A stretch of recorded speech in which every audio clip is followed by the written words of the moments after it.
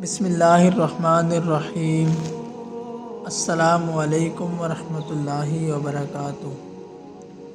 رسول اللہ صلی اللہ علیہ وآلہ وسلم نے ارشاد فرمایا، ایک بار ایک شخص نے یہ کلمہ کہا، یا ربی لک الحمد کما ینبغی لجلال وجہک وعظیم سلطانک۔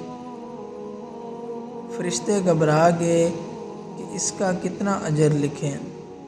آخر اللہ تعالیٰ سے انہوں نے عرض کیا کہ آپ کے بندے نے ایک ایسا کلمہ کہا ہے کہ ہم نہیں جانتے کہ ہم اس کلمے کا ثواب کیا لکھیں۔